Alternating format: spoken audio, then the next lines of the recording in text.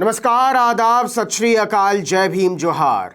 मेरा नाम है Naveen Kumar. Chief justice DY Chandrachud ने देश के कानून मंत्री किरण रिजिजू को इशारों इशारों में समझा दिया है कि सुप्रीम कोर्ट को क्या करना चाहिए। यह काम जजों पर छोड़ दीजिए, आप अपने ऊपर मत लीजिए। अदालतों को पता है उन्हें किन मामलों में सुनवाई करनी है और किन मामलों में नहीं करनी है।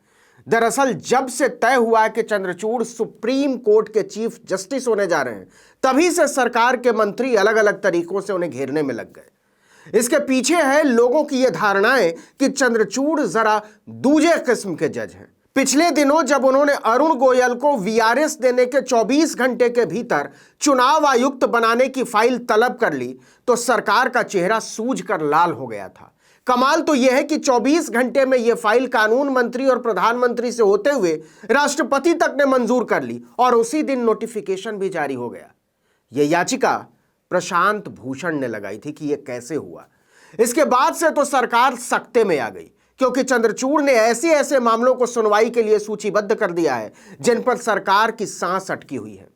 इसके बाद सरकार ने सुप्रीम कोर्ट को सलाह देना शुरू कर दिया कि उसे क्या करना चाहिए और क्या नहीं करना चाहिए। 15 दिसंबर को ही कानून मंत्री किरण रिजिजू ने सुप्रीम कोर्ट के कामकाज पर टिप्पणी करते हुए कहा था कि सुप्रीम कोर्ट को जमानत के मामले नहीं, बड़े संवैधानिक मामले सुनने चाहिए। इसके अगले ही दिन चीफ जस्टिस डीवाई चंद्रचूड़ ने हिसाब किताब बराबर कर दिया। उन्होंने कहा कि हम नागरिकों की व्यक्तिगत स्वतंत्रता की रक्षा नहीं कर सकते तो हम यहां हैं क्यों।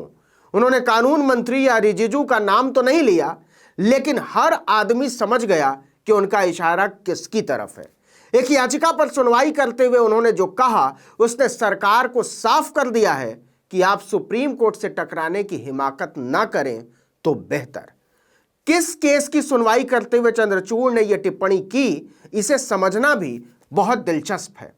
वो बिजली चोरी के एक मामले की सुनवाई कर रहे थे। जी हां, बिजली चोरी का मामला सुप्रीम कोर्ट में पहुंचा था और इस पर टिप्पणी हुई है।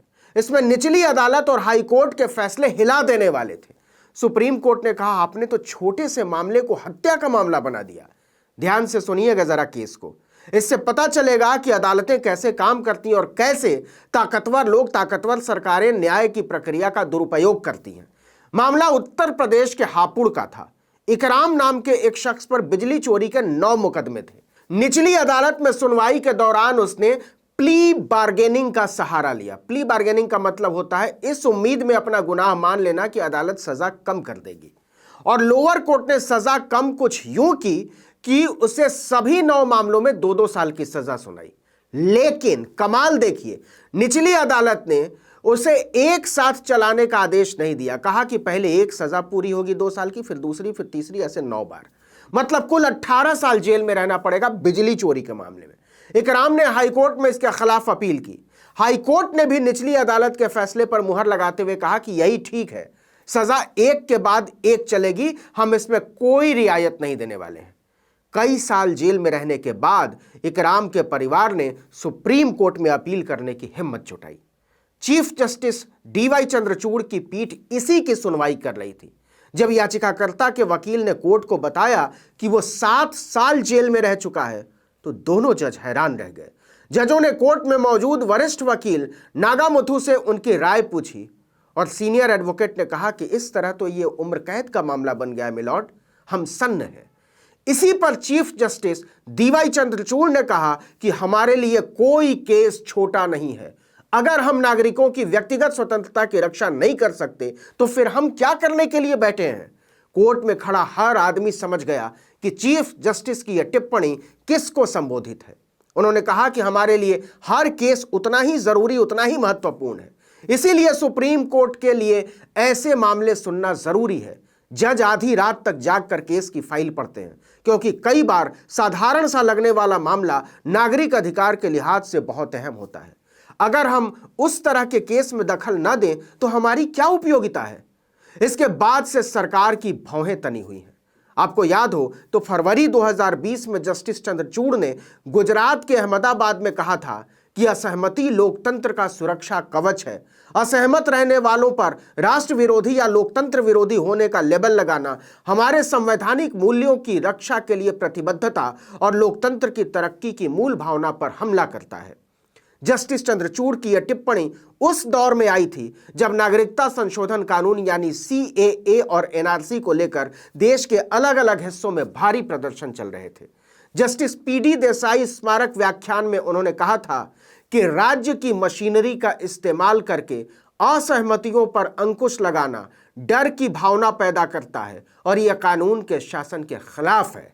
जस्टिस चंद्रचूड़ ने आगे बढ़ते हुए यहां तक कह डाला था कि असहमति को खामोश करना और लोगों के मन में भय पैदा करना व्यक्तिगत स्वतंत्रता के हनन और संवैधानिक मूल्यों के प्रति प्रतिबद्धता से आगे तक जाता है।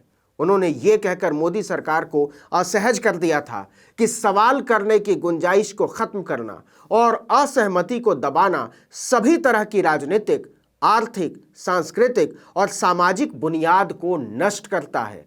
असहमतियों को बचाए जाने की जरूरत है। यह याद दिलाता है कि लोकतांत्रिक रूप से निर्वाचित सरकार हमें विकास एवं सामाजिक समन्वय के लिए एक न्यायोचित औजार प्रदान करती है। कोई भी सरकार, गौर कीजिए, कोई भी सरकार उन मूल्यों एवं पहचानों पर कभी भी एकाधिकार का दावा नहीं कर सकती जो हमारी बहुलतावादी समाज को परिभाषित करते हैं।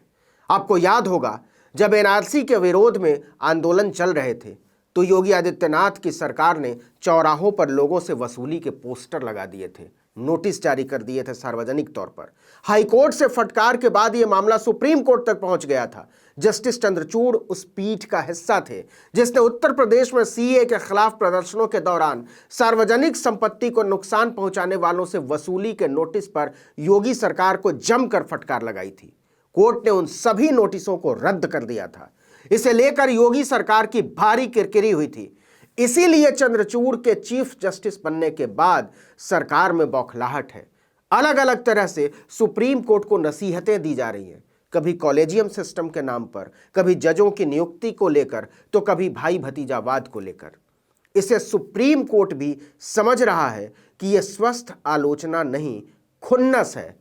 लेकिन मुश्किल यह है कि मोदी सरकार सुप्रीम कोर्ट से सीधे टकराव लेती हुई दिखना नहीं चाहती है, लेकिन न्यायिक अधिकारियों को लग रहा है कि सरकार लक्ष्मण रेखा पार करने लगी है। तो क्या यह बात आगे जाने वाली है? यह सोचने की बात है। इस वीडियो में इतना ही, लेकिन अगर आपने आर्टिकल 19 इंडिया को अब तक सब्सक्राइब नहीं किया तो फौरन कर दीजिए, बेल आइकॉन दबाइए, घंटी जैसी आकृति लाइक कीजिए और कमेंट करके बताइए हमारा वीडियो आपको कैसा लगा।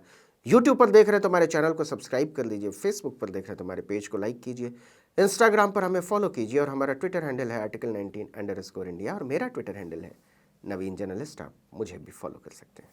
नमस्कार।